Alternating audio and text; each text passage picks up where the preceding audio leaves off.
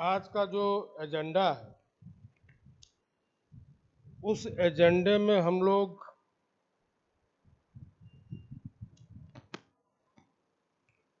नेव string mature को explore करेंगे।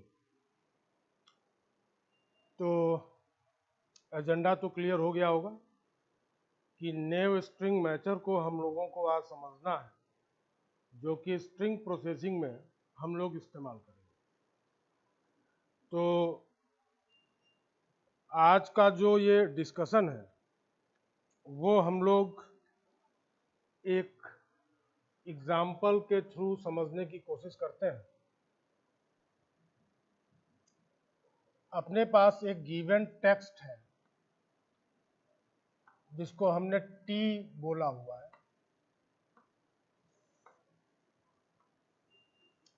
ए B A सी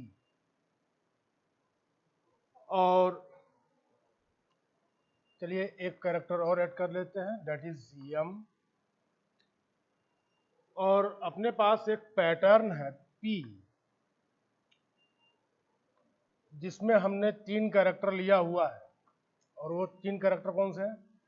तो ए सी और एम। चलिए तो ब्लैक बोर्ड पे इस चीज को मेंशन कर लिया जाए। तो what is the given text? It is A B A C M. और P क्या है? तो P is ACM. Now, what is the agenda of the day? We just want to search the pattern P into the given text T. और ये काम करने के लिए we are going to use naive string matcher. Naive string matcher. We are going to use this naive string matcher.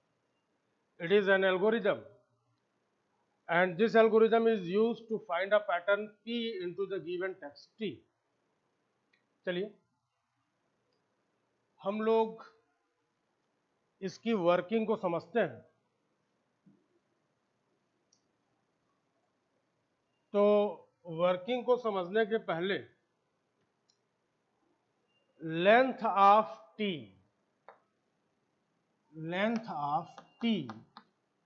और length of P compute किया है। तो लेंथ ऑफ टी में कितने कैरेक्टर है? 1 2 3 4 5 6 7 कैरेक्टर। और पी में कितने कैरेक्टर है? 3। चलिए नंबरिंग कर देते हैं, 1 2 3 4 5 6 एंड 7।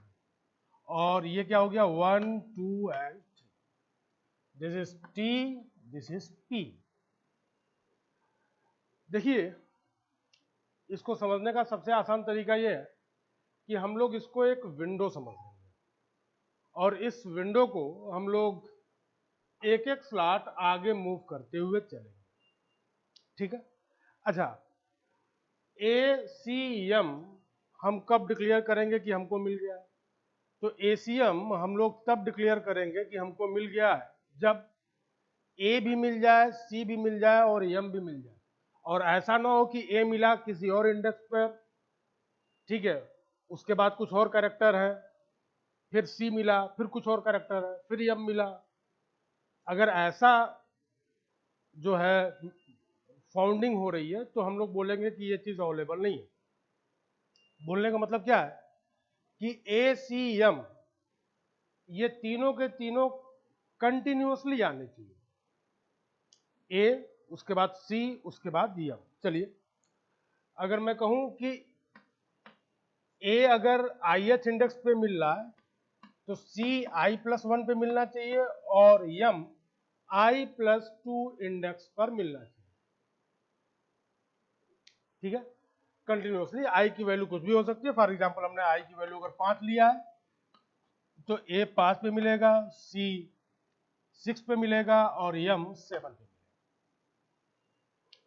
तो A के बाद तुरंत C मिलना चाहिए, C के तुरंत बाद हमको M मिलना चाहिए। ऐसा नहीं होगा कि A और C के बीच में कुछ कैरेक्टर आ गए, फिर C और M के बीच में कुछ कैरेक्टर आ गए और आप इस बात को डिक्लेयर करें कि आपको ये P इस T में मिल गया है। ठीक है, चलिए तो अब हम लोग आगे चलते हैं। हम लोग यहां पे कंप्यूट करेंगे शिफ्ट। क्या कंप्यूट करेंगे? Shift. We will compute here shift. कितनी बार इस विंडो को शिफ्ट करना। तो शिफ्ट को मैं यस से रखूंगा, रिप्रेजेंट करूंगा। तो मैंने कहा this one is the first shift when yes is 0। चलिए अब ए से ए को मैच करते हैं, ये मैच हो गया। This is s equals to 0। लेकिन जब दूसरे कैरेक्टर को दूसरे कैरेक्टर से मैच कराया, इंडेक्स नंबर 2 को इंडेक्स नंबर 2 से मैच कराया, तो ये मैचिंग फेल हो गई। तो अगर ये मैचिंग फेल हो गई है तो अब आपको आगे बढ़ने की जरूरत नहीं है, क्योंकि अगर आगे एम मिल भी गया तो भी आप इस बात को ऑफिशियली नहीं बोल पाओगे कि P is found in T। ठीक है, तो दूसरे शिफ्ट पे कंपैरिजन फेल हो गया। कंपैरिजन फेल हो गया मीन्स अब हमको ये जो फ्रेम है, इस फ्रेम को आगे की तरफ मूव करना पड़ेगा। और कहां मूव करेंगे? तो we will move the frame P 1 position in right side. चलिए अब हम लोग बात करेंगे किसकी? S equals to 1। This is A, this is C, this is M, 1 2 and 3। चलिए फिर से काम शुरू किया जाए। ए से ए मैच कर गया, गुड। बट सेकेंड इंडेक्स जो है P का, वो T से मैच नहीं किया, क्योंकि ये C है और ये B। यानी सेकेंड कैरेक्टर पे हमको वैल्यू सेम नहीं मिली है, आगे का कंपैरिजन करने का कोई मतलब नहीं है। अब हम लोग क्या करेंगे? अब हम लोग इस फ्रेम को एक पोजीशन राइट शिफ्ट करेंगे। चलिए शिफ्ट करते हैं। तो ये क्या हो जाएगा?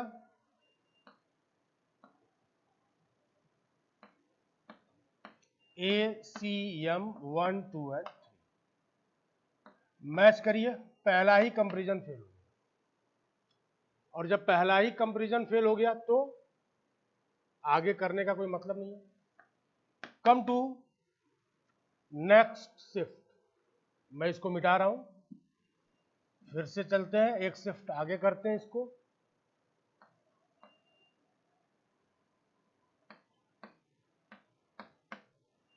One two and 3।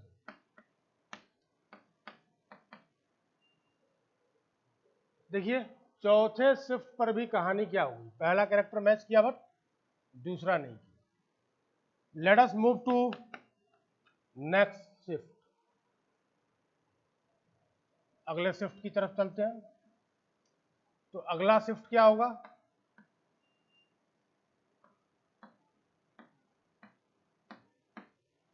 This is 1 2 and 3। तीनों के तीनों कैरेक्टर मिल गए। तीनों के तीनों कैरेक्टर मिल गए। कब? जब यस की वैल्यू क्या रही? 4।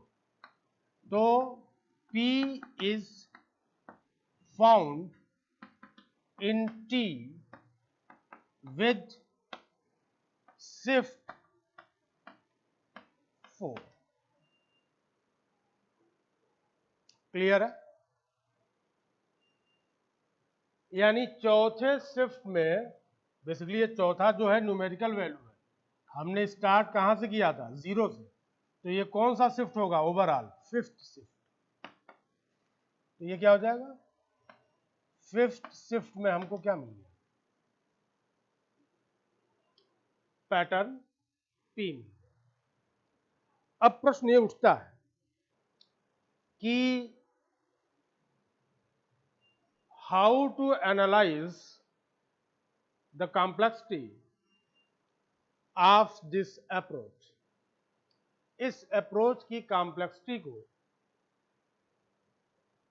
कैसे हम लोग मेजर करें? चलिए, तो हम इन चीजों को यहां से हटा रहे हैं। अच्छा, इस चीज को हमेशा याद रखने की जरूरत है कि length of T is greater than or equal to length of P. ये कंडीशन हमेशा होल्ड होनी चाहिए। ऐसा ना हो कि हमारे पास टेक्स्ट है 3 कैरेक्टर का और पैटर्न है 10 कैरेक्टर का। अगर ऐसा आप करोगे तो ये चीज गलत हो जाएगी। ठीक है, चलिए अब हम लोग निकालते हैं total number of shift. Total number of shift हम निकालेंगे n minus m plus 1, where n equals to length of t and m equals to length of p। चलिए अपने प्रॉब्लम में इस वैल्यू को रखते हैं। तो n की वैल्यू क्या हो जाएगी 7 और m की वैल्यू क्या हो जाएगी 3। तो total number of shift, total number of shift क्या हो जाएगा, देखिए 7 minus 3 plus 1, it is 4 plus 1 that is 5। 0 से स्टार्ट हुआ था ना, और कहां तक हम यस की वैल्यू लेके आए थे 4 तक, यानी टोटल नंबर ऑफ शिफ्ट कितने हुए 5। यानी इस केस में हमारे पास मैक्सिमम नंबर ऑफ शिफ्ट कितने होंगे, इस केस में मैक्सिमम नंबर ऑफ शिफ्ट कितने होंगे 5। यानी 5 शिफ्ट में आप इस बात को बता पाओगे कि पैटर्न P टेक्स्ट T में उपलब्ध है या नहीं है।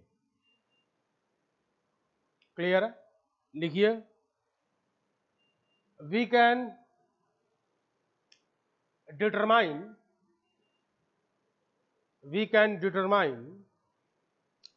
the presence of P into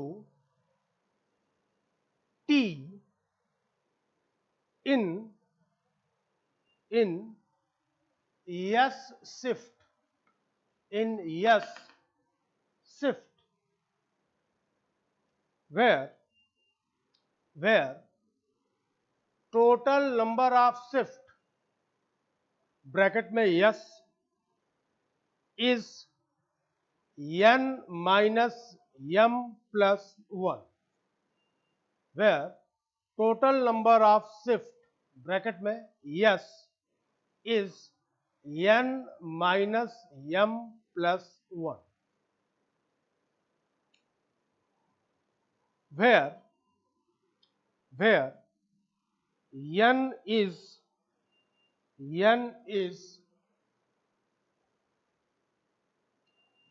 length of t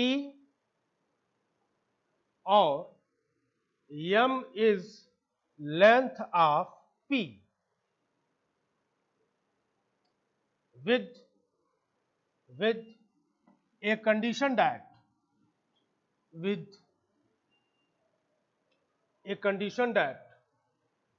length of t is always greater than or equal to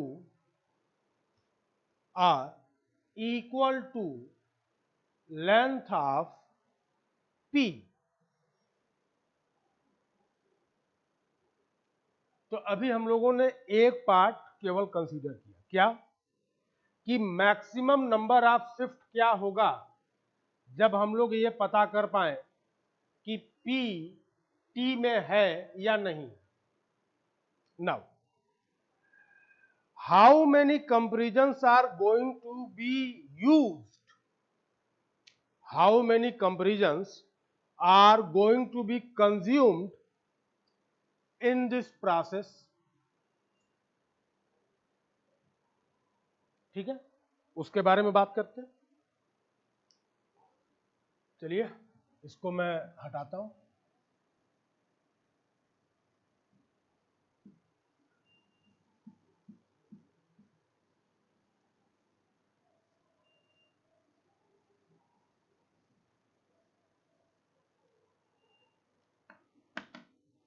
total number of comparisons required, ये कैसे कंप्यूट होगा?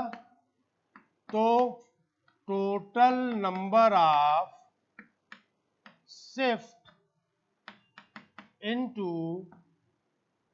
लेंथ ऑफ पी, ठीक है। टोटल नंबर ऑफ शिफ्ट कितना था? Yes into length of P कितना था? यम। चलिए इस यस को भी किस में लिखा जाए?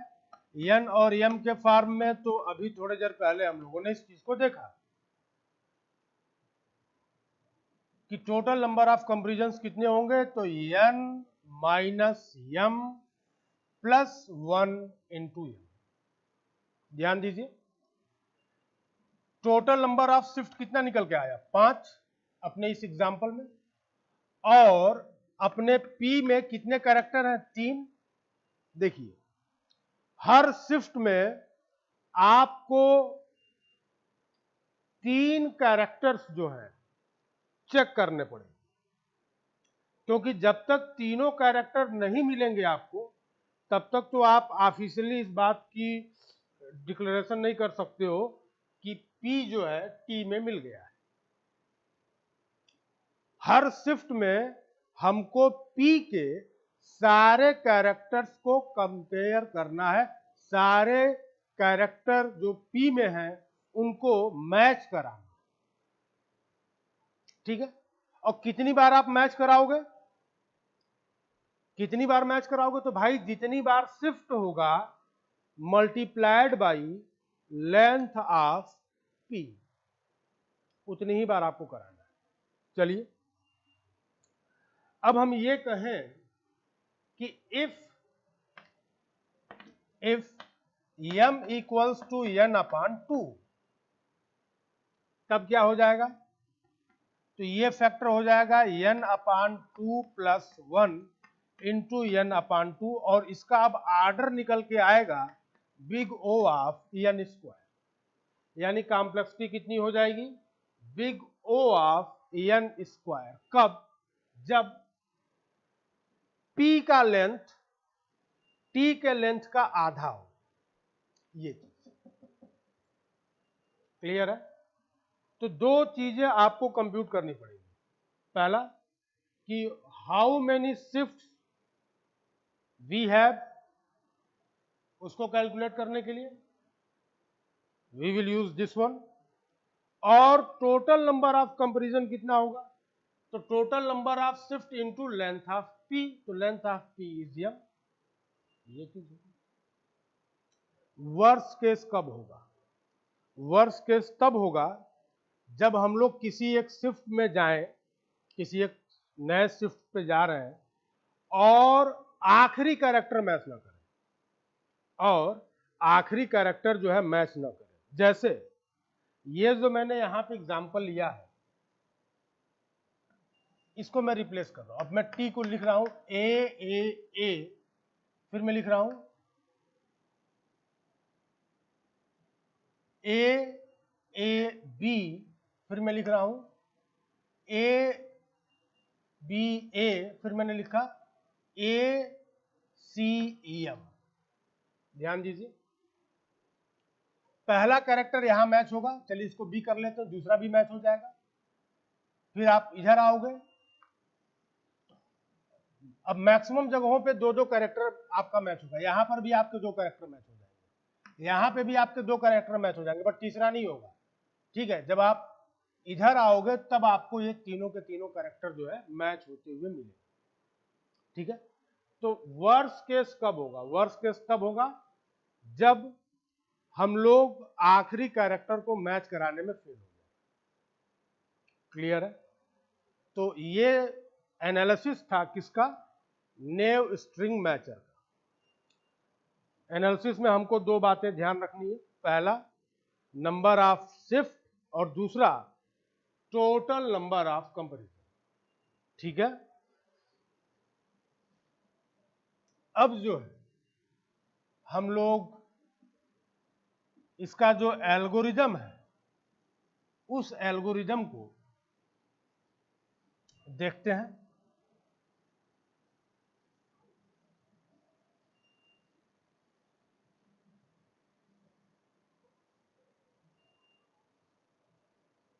कि कैसे एल्गोरिदम लिखेंगे नेव स्ट्रिंग मैचर का।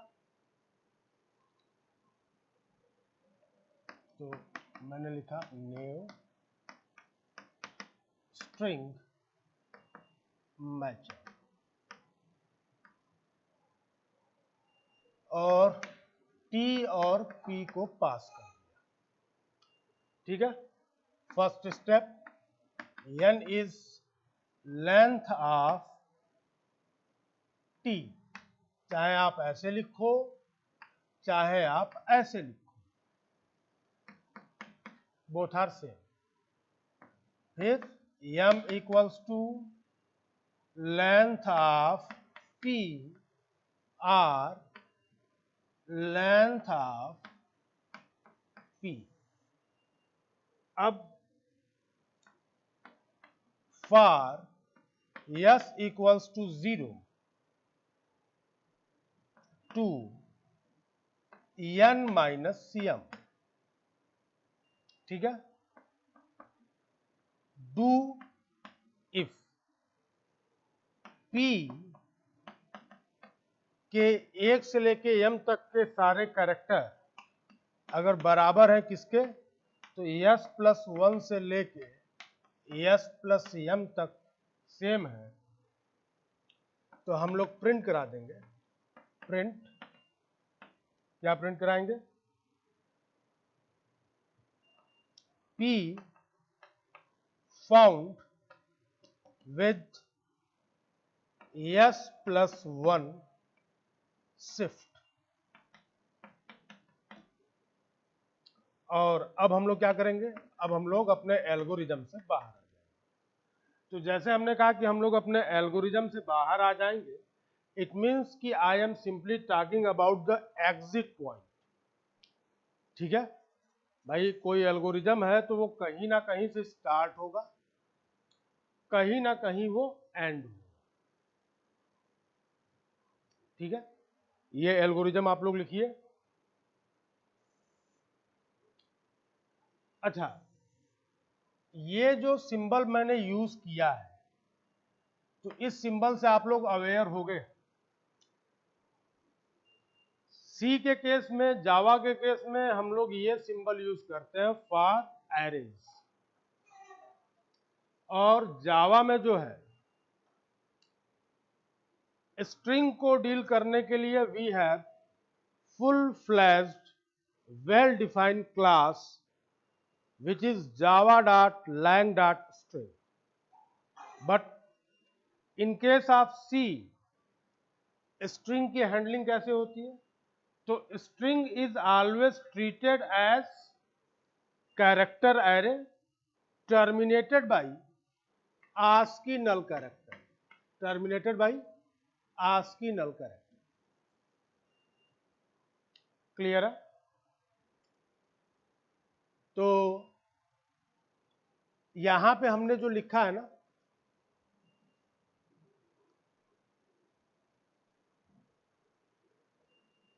यहां पे जब मैं लिख रहा हूं p1 डॉट डॉट em, इसका क्या मतलब, what is the meaning of this sentence. इसका मतलब यह है कि इस एरे p में हमको उन कैरेक्टर्स को कंसीडर करना है जो इंडेक्स 1 से लेके इंडेक्स m तक है। इंडेक्स 1 से लेके इंडेक्स m तक जितने भी कैरेक्टर हैं किसमें, p में, उन सबको हमें कंसीडर करना है। अगर आप लोगों ने एक्सेल पे काम किया हो तो एक्सेल में तो सेल ही सेल दिख रहा है, ठीक है, तो हम लोग वहां पे कुछ ऐसे लिखते हैं C1 to C10, column C1 से लेके कॉलम C10 तक। तो ये क्या बताएगा? Starting point. और ये क्या बताएगा? Ending point. Start from cell number C1 to cell number 10। Clear है? और जब आप लोग सी में काम कर रहे थे तो सी में तो भाई सीधे सीधे कहा गया कि अगर एरे है तो index of array starts from 0 to n-1। For example, अगर मैं लिख रहा हूं इंट p और मैंने इसको लिखा है 5, इसका मतलब क्या हुआ कि ये जो एरे हम बनाएंगे यहां पे, इस एरे में 5 एलिमेंट्स होंगे starting from 0 to n-1, 2 3 0 1 2 3 and this is n-1. Then what is the value of n? 5. Clear है? तो अभी जो आप लोग पढ़ते हुए आ रहे हो ना, वो स्पेसिफिक है, वो लैंग्वेज डिपेंडेंट। अब हम लोग बात करेंगे जनरल कॉन्टेक्स्ट। अब हमारा जो देखने का नजरिया होगा वो ग्लोबल होगा। We are not only specific to the C language, हमको कंसेप्ट पढ़ना है, ठीक है? And the concept can be implemented in any language, ठीक है? अगला लेक्चर जो है हम लोग एरे के ऊपर ही करेंगे, जहां पे हम लोग बहुत सारे कंसेप्ट एरे के देखेंगे और स्पेस यूटिलाइजेशन को कैसे बढ़ाया जाए, उसके लिए हम लोग एरे को कुछ और तरीके से भी रिप्रेजेंट करें। कंसेप्ट आता है जिसको बोलते हैं स्पार्स मैट्रिक्स, ठीक है?